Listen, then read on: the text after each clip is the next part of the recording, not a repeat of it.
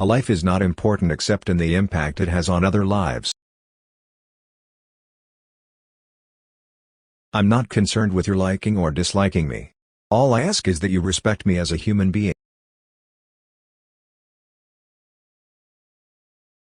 Life is not a spectator sport. If you're going to spend your whole life in the grandstand just watching what goes on, in my opinion you're wasting your life.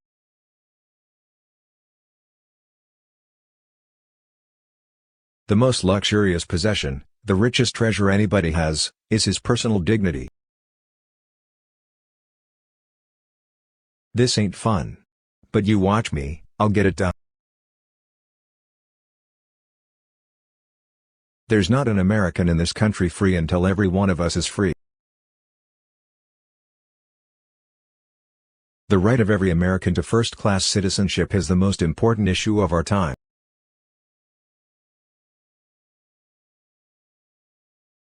Many people resented my impatience and honesty, but I never cared about acceptance as much as I cared about respect.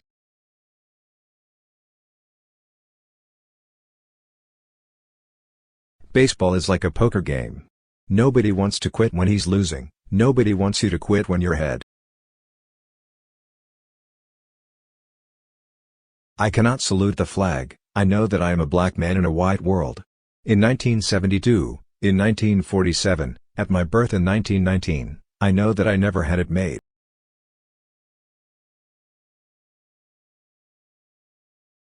How you played in yesterday's game is all that counts.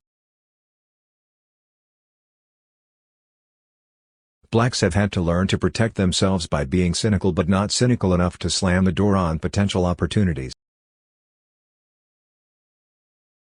We go through life walking a tightrope to prevent too much disillusionment. A new breed of Republicans has taken over the GOP. It is a new breed which is seeking to sell to Americans a doctrine which is as old as mankind, the doctrine of racial division, the doctrine of racial prejudice, the doctrine of white supremacy. I guess you'd call me an independent, since I've never identified myself with one party or another in politics.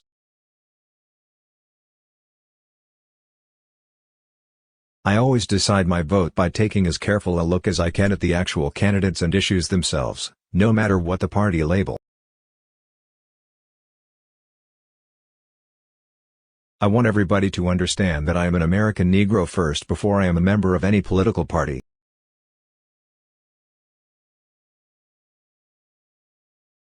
The way I figured it, I was even with baseball and baseball with me.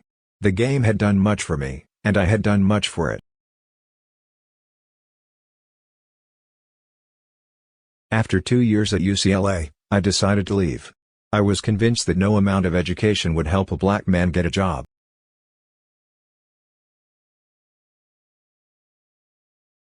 I had practiced with the team, and the first scheduled game was with the University of Missouri.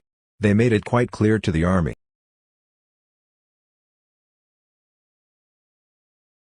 that they would not play a team with a black player on it. Instead of telling me the truth, the Army gave me leave to go home. It kills me to lose. If I'm a troublemaker, and I don't think that my temper makes me one, then it's because I can't stand losing. That's the way I am about winning. All I ever wanted to do was finish first. During my life, I have had a few nightmares which happened to me while I was wide awake. One of them was the National Republican Convention in San Francisco, which produced the greatest disaster the Republican Party has ever known, nominee Barry Goldwater. The colonel replied that he didn't care how my men had got the job done. He was happy that it had been accomplished. He said that, obviously, no matter how much or how little I knew technically, I was able to get the best out of people I worked with. My problem was my inability to spend much time at home. I thought my family was secure, so I went. running around every place else. I guess I had more of an effect on other people's kids than I did my own. My protest about the post-exchange seating bore some results. More seats were allocated for blacks, but there were still separate sections for blacks and for white.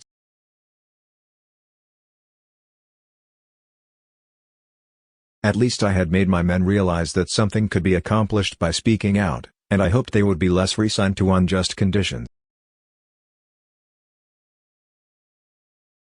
I cannot possibly believe that I have it made while so many black brothers and sisters are hungry.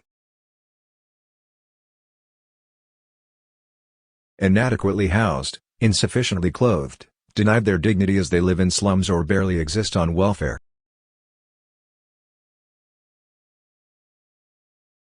The old Dodgers were something special, but of my teammates overall, there was nobody like Pee Wee Reese for me.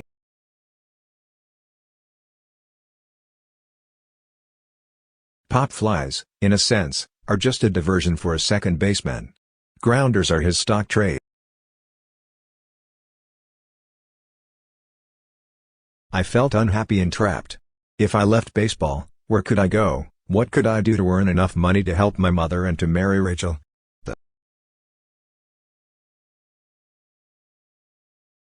solution to my problem was only days away in the hands of a tough, shrewd, courageous man called Branch Rickey, the president of the Brooklyn Dodgers.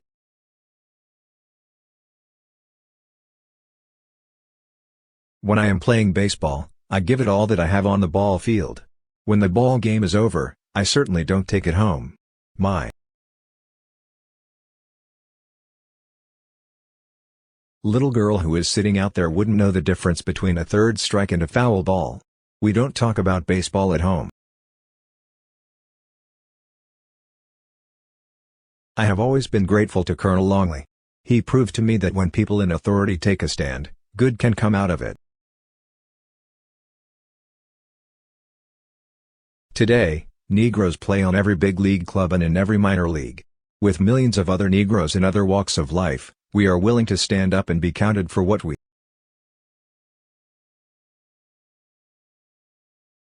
believe in.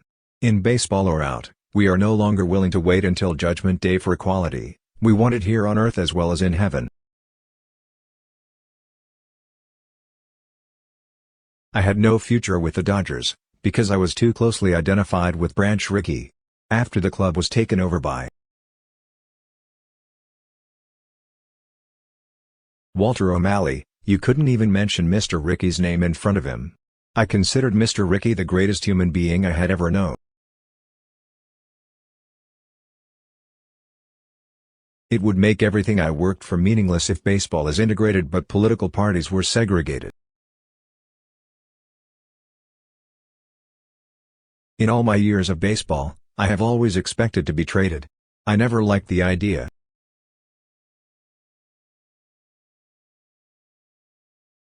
I speak to you only as an American who happens to be an American Negro and one who is proud of that heritage. We ask for nothing special. We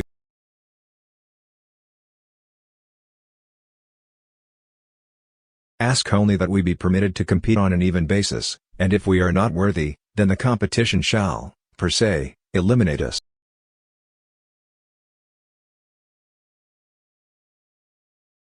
I think if we go back and check our record, the Negro has proven beyond a doubt that we have been more than patient in seeking our rights as American citizens. If I had been white with the things I did, they never would have allowed me to get out of baseball. The black press, some liberal sports writers, and even a few politicians were banging away at those Jim Crow barriers in baseball. I never expected the walls to come tumbling down in my lifetime.